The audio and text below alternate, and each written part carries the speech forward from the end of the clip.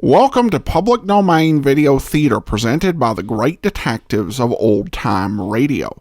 From Boise, Idaho, this is your host, Adam Graham. If you have a comment, email it to me, box13@greatdetectives.net. Today we're going to bring you an episode of Dragnet. The original air date is October the 14th, 1954, based on a radio play that aired November the 10th, 1949. This is Season 4, Episode 8, The Big Bar.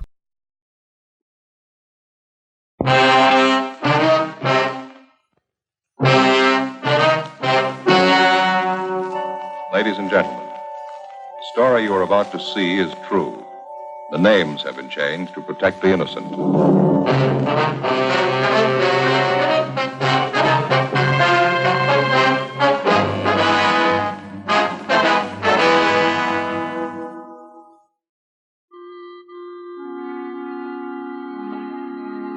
This is the city.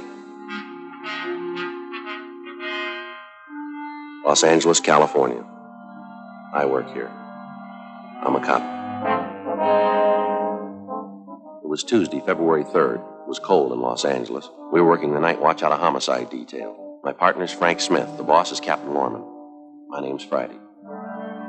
It was 18 minutes past 2 a.m. when we got to number 15 San Jose Street, the Green Light Tavern. A killer was loose in the city. His weapon, a .38 caliber revolver. His objective, robbery and murder.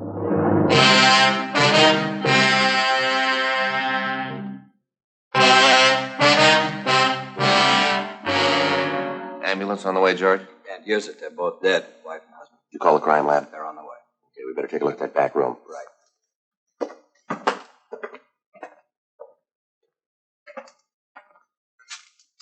This is the way you found him, Crowley? Nothing's been touched. Safe was open when we got here, cleaned out. Shot twice through the back, both of them. They both dead when you got here? The old man was. She wasn't. She say anything? She said the holdup guy wanted all the money in the safe. The old man gave it to him, pleaded with him not to shoot. Yeah. While I was handing over the money, the old man dropped a $10 bill. He said he was sorry, stooped to pick it up. The guy shot him through the back. Mm-hmm. The woman said she turned to grab her husband. The guy shot her through the back. Did you get a description? She didn't last that long. Tough luck. What were their names? Mr. and Mrs. Enrique Cotero, they ran the place. Good people. They always are. Wonder how much money the guy got. Not enough to pay the check.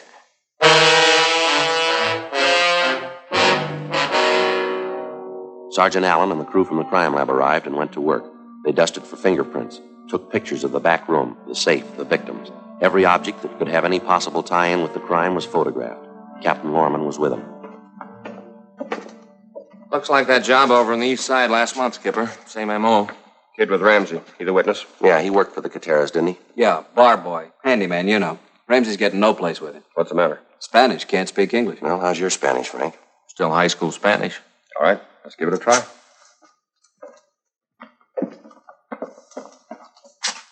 Was he the only one here? When we got here, yeah. Trabaja aquí como bar boy, ¿verdad? Sí, señor. 3 months. Mr. Cotero era muy bueno conmigo. ¿Cómo se llama? Juan Pedillo.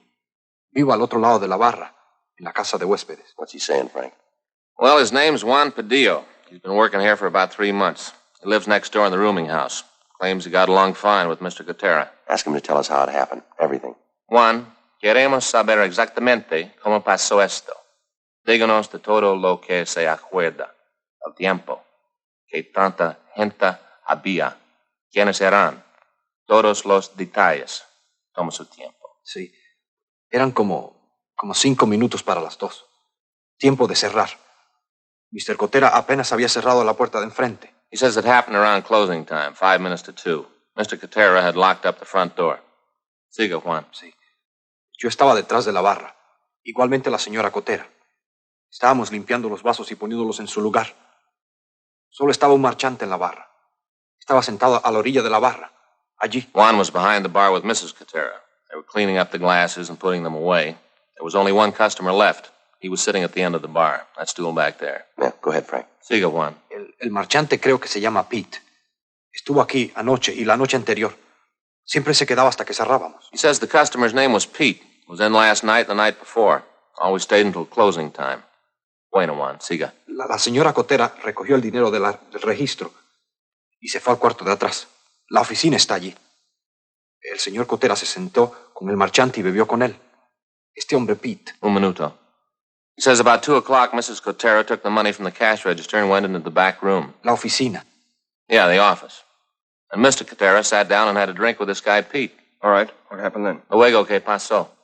Bueno, yo limpié los vasos y como unos cuantos minutos después de las 2, llevé una caja de botellas vacías a la bodega. Estuve allí creo que como 5 minutos, cuando oí el ruido. ¡Bang, bang! ¿Qué hizo entonces? Dejé caer las botellas y oí de nuevo. ¡Bang, bang! Entonces corrí a ver. Mr. y Mrs. Cotera estaban tendidos en el suelo. Había sangre. Este hombre Pete salía por la puerta de enfrente. What's he saying, Frank? He says a couple of minutes past 2, he went back to the storeroom with a case of empty bottles. He was back there about 5 minutes when he heard gunshots. He ran out and saw Cotero and his wife on the floor. This guy Pete was going out the door. La puerta de enfrente. Yeah, the front door. Just a minute. Puede conocer a este hombre Pete. ¿Sí lo ve de nuevo? Oh, sí, señor, sí lo conocería. He says he'd know Pete if he saw him again. Does he know anything about him? Where he lives? Where he hangs out? ¿Sabes dónde vive Pete, Juan? ¿Dónde come? ¿Dónde se mantiene? No, estuvo aquí hoy, anoche y antenoche. Es todo lo que sé, señor. Pete was in here for the past 3 nights. That's all he knows. Ask him if he remembers what Pete was drinking, will you? Yeah. Juan, ¿se acuerda lo que este hombre Pete estaba tomando? ¿Lo que estaba bebiendo? Oh, sí, señor. Scotchy water. Plain water. Toda la noche lo mismo. Scotch and water. Drank the same thing all night. Same guy? Well, it ties in with that other job over on the east side. Wherever the guy works unconsciously, he seems to order the same thing to drink, doesn't he? Dispénseme, señor oficial. Hay algo más que me acuerdo de él. Algo más que él hizo. Wait a minute. You remember something else. ¿Qué fue eso, Juan? ¿De qué más se acuerda? Cada noche, él tocaba la máquina de música. Allí. La tocaba mucho. Todo el tiempo pedía cambio. He says Pete played the jukebox a lot. Sí, señor. La misma melodía. Toda la noche. De vuelta y de vuelta. ¿Cuál era esa, Juan? ¿Se acuerda? Sí, señor, me acuerdo. Venga acá, le enseñaré. What's he doing? He wants to show us the jukebox. He said Pete played the same tune all night. Aquí, señor oficial.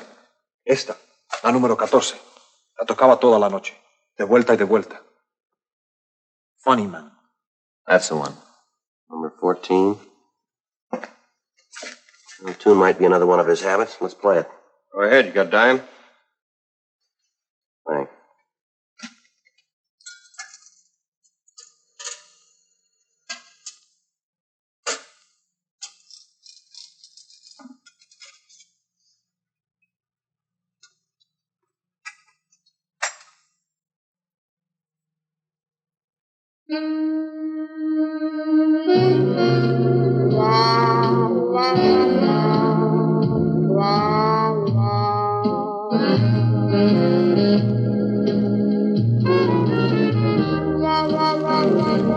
Sí, esa es.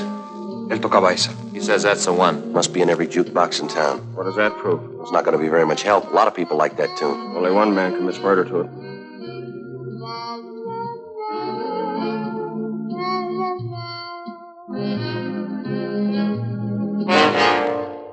Ten minutes past 3 a.m., Tuesday, February 3rd. Captain Lorman, Frank, and I left the Green Light Tavern, and we took Juan Padillo, the young bartender, back to the office with us.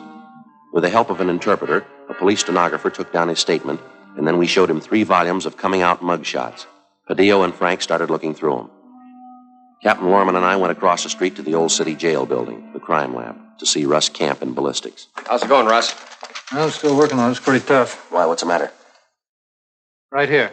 This is the bullet that killed that East Side bar owner last month. Yeah. It's from a .38 Colt Special. We know that. It's a metal-piercing bullet. Mm-hmm. Well, the slug's in good shape.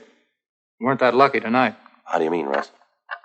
Well, here's the 4 bullets they fired in the back room of the Green Light Tavern tonight. What happened to them? Must have had a heavy load. They penetrated the bodies and buried themselves in the wall and floor. Badly deformed. Yeah. It's going to take some work. Can't tell you much right now. What can you tell us, Russ? Well, I checked the bullets, examined the lands, markings. They got a left-hand twist. And they came from a Colt. Yeah, .38 Colt Special. Same type gun killed that man last month. It's not enough to go to court with, is it? It's enough for us right now. Well, we should get a make on one of these 4 bullets. It'll take a little time. Yeah. Now, you see these 2 slugs? Yeah. Lands, grooves, striations. They're pretty badly mutilated. Mm-hmm. There's no chance for any fancy work there, but We still have a good bit left down here at the base of the bullet. With any kind of a break, you can match him. Oh, I hope so. Grab it, will you, Joe? Yeah, I got it. Crime Lab, Friday. Yeah, Frank. Yeah, right away. Smith? Yeah, Juan Padillo just identified the killer. There's his picture.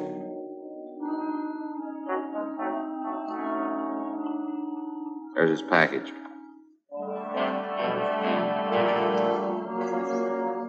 Is Juan sure that's the right man? Dispénseme, señor oficial. ¿Qué dijo usted? Él dijo, ¿está usted segura que este es el hombre? Oh, sí, señor. Es él, estoy seguro. He's sure. Well, according to his R card, Albert J. Stacy, white male American, 5 foot 11, 170 pounds, brown hair, blue eyes. Here's a red flag on his index card, violation of parole. Got out of San Quentin 18 months ago. Burglary, auto theft, armed robbery. He's used a gun before. That makes him number 1.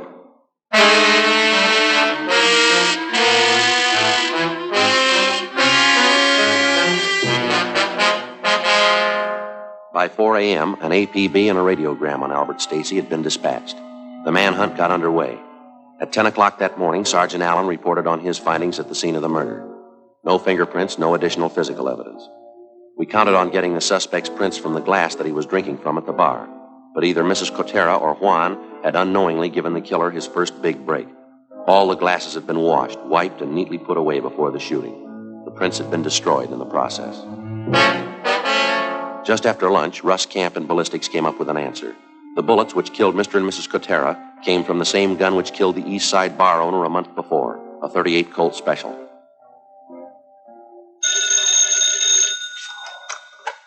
Homicide, Lorman. Yes, Crowley. Where? Good, thanks. I just picked up Stacy. They're bringing him in. 6 p.m., Tuesday, February 3rd. Albert Stacy was booked at the main jail on suspicion of 187 PC, murder. On his person was found a .38 Colt Special. The gun was immediately taken to the crime lab for examination. Stacy was brought to the interrogation room. Frank and I questioned him for 4 hours. He denied any connection with the 2 robberies and the murders. At 10 o'clock that night, we set out for coffee and sandwiches. Stacy ate heartily. He was worried, but he didn't have the attitude of a trapped murderer. The questioning went on. Midnight came. Stacy hung on to his story. He refused to say where he was at the time of the killings. He had nothing to do with the robberies, nothing to do with the murders. At 4 a.m., Frank and I took time out for a smoke. He's bound to break. He's got to. Well, either he's a great actor or I'm tired. He doesn't strike me as a guilty man. Well, I'm with you, but what about his record and the mugshot the kid picked out? Seaman? Yeah. How's it going? Nothing. Russ Camp just called about Stacy's gun. Yeah. Maybe we found the right man, but we got the wrong gun.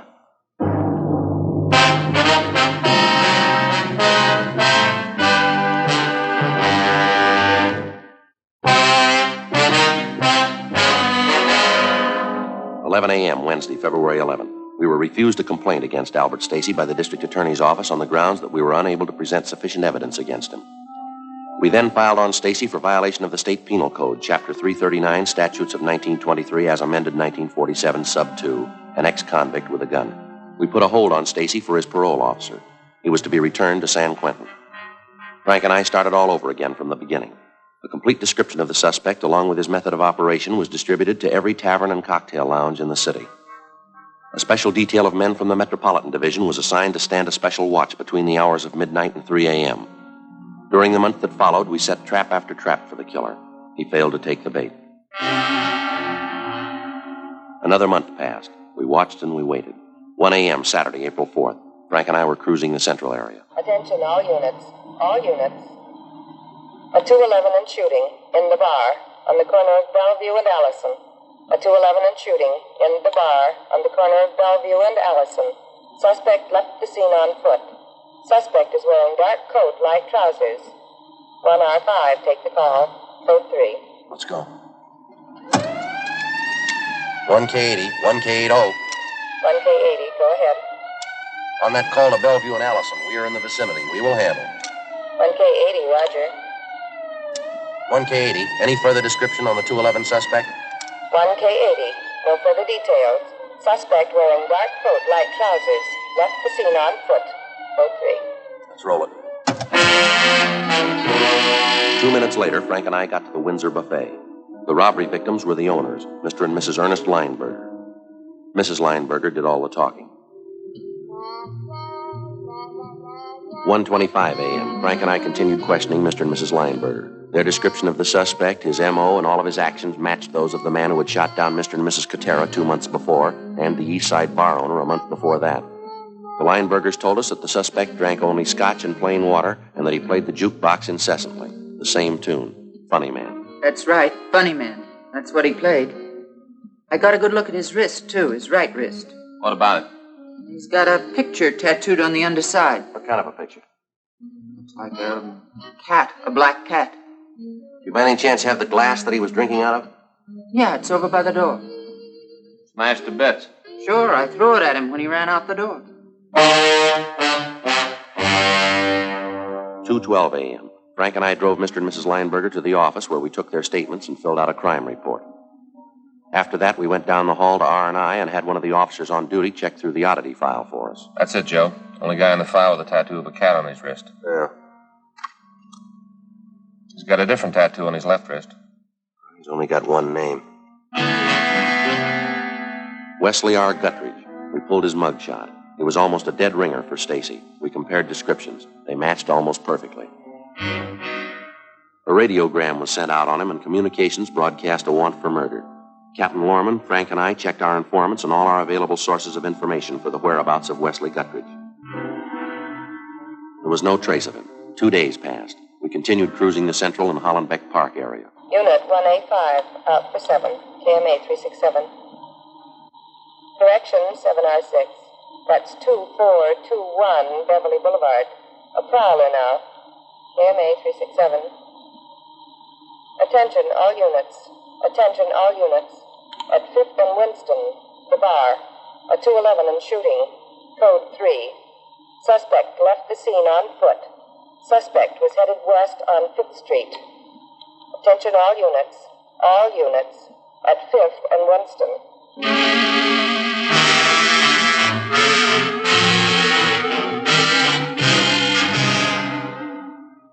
The name of the place was Doris and Jim's.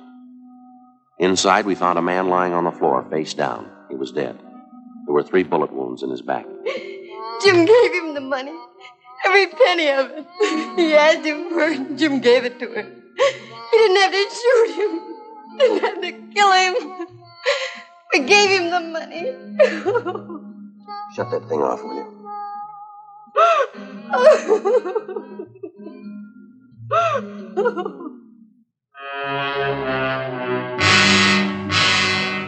5 a.m., Tuesday, April 7th.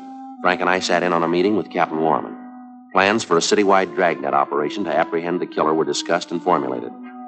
By 7 a.m., an overall plan was set in motion. Every available man was ordered up for special duty in the Central area, the Newton Street Division, the University Division, and the Hollenbeck and Highland Park areas. Additional men from the Metropolitan Division, plus an extra complement of 45 radio and detective cars were assigned to the manhunt. The search for Guttridge went on all that day, all that night into the following morning. No sign of him. Friday, Saturday, Sunday, Monday. Still no sign of him. The 24-hour watch continued.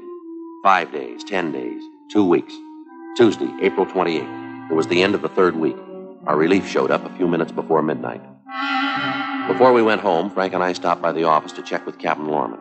They told us in homicide that he was down the hall in communications. All units. All units. What's doing, Skipper? Just a minute. All units. 211 and a shooting. In the bar at 1231 North Fremont. 1231 North Fremont. 1K61, handle a call, code 3. 1K61, roger. 1K61, that's Ramsey and Crowley, isn't it?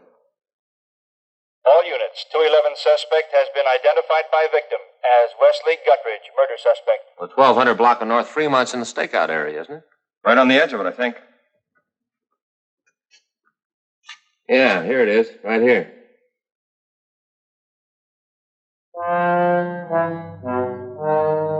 Guttridge is going to have a rough time. The neighborhood here should be pretty well covered. All units, on the 211 and shooting at 1231 North Fremont. Suspect left scene in a light tan 1950 Ford sedan. License 7 Tom 7972 7 Tom 7972. Suspect headed south on Fremont. Suspect headed south on Fremont. 1K61. 1K61.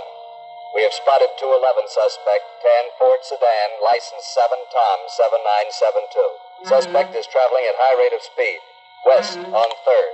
Now crossing Lucas. We're in pursuit. 1K61, roger. All units on all frequencies, stand by. 1K61 is in pursuit of 211 murder suspect.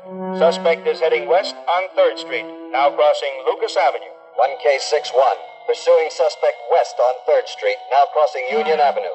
Push it, Jim. Don't lose him. 1K61, roger. All units. Suspect headed west on 3rd Street, crossing Union Avenue. Units 1R13, 1A17, 1R19. Block the intersection at Westlake and 3rd Street. 1R13, roger. 1A17, roger. 1R19, roger. Units 1R11 and 1A12. Block the intersection at 3rd Street and Alvarado. 1R11, roger. They're closing in on him. 1K61, 1K61. Suspect now headed north on Burlington, crossing Miramar. North on Burlington, crossing Miramar. Watch that truck, Jim. 1K61, roger. All units. Suspect now headed north on Burlington, crossing Miramar. North on Burlington, crossing Miramar. Maybe they got him blocked. 1K61. 1K61, go ahead. Still pursuing suspect north on Burlington, now crossing 2nd Street. Looks like a dead end. I think we got him blocked. He's turning around.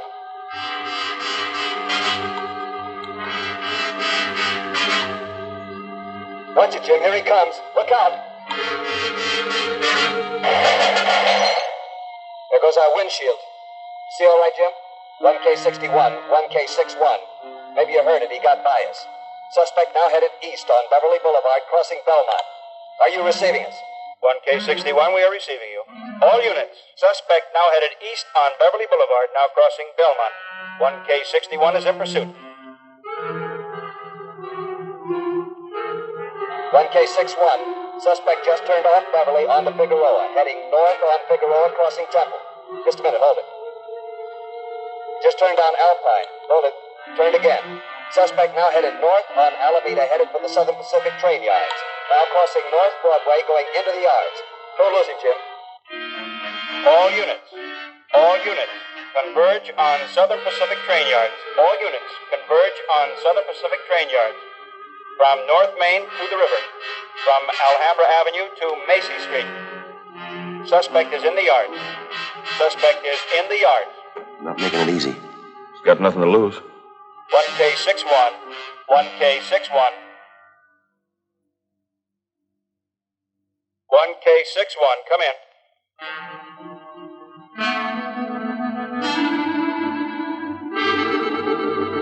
1K61, come in.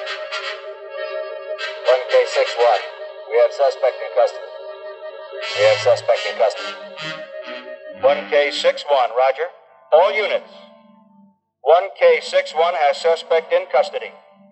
Return to your districts. Return to your districts. All frequencies clear. Well, I guess that does it. Yeah, it sounds like nobody was hurt. They didn't ask for an ambulance. Big night. Lucky one. Well, I'm going home. See you fellas in the morning. Good night, Skipper. Good night. Good night. Good night.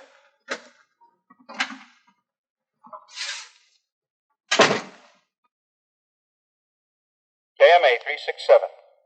Time check. 12:30 a.m. How about that? What's the matter? It's wristwatch of mine. Jeweler worked the whole thing over. Gave it a complete overhaul. Look at that, Joe. 5 minutes slow. Wait till I talk to that jeweler.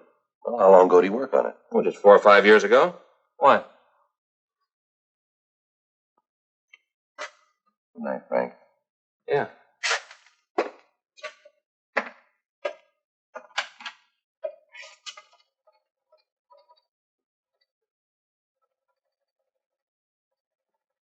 What time you got, Lieutenant?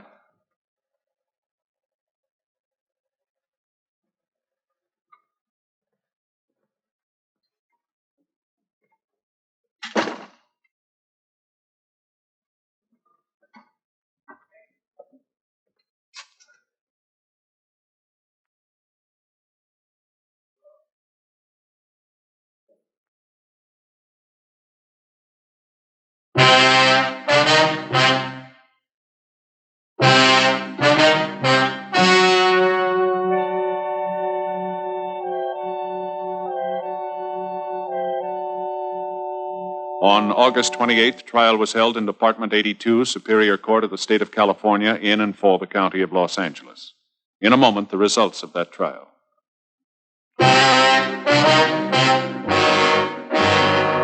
The suspect was tried and convicted of murder in the first degree.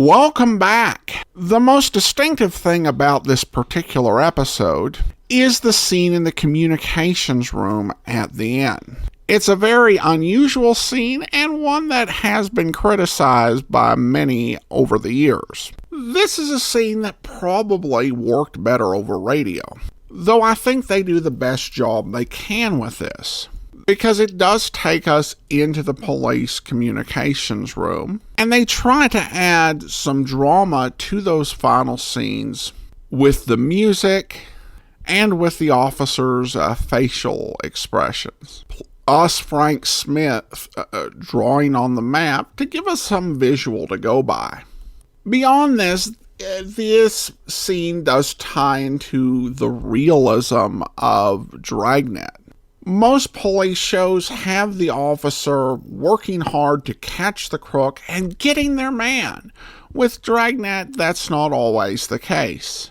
Sometimes you spend days or weeks on a case. You get back from a totally fruitless time driving around all day and get to stand around after work and hear somebody else catch the crook that you've been working so hard to get. So while it might not be the most riveting scene for television, it definitely does fit into the entire realistic approach that Dragnet brought to police procedurals. Well, that will do it for today.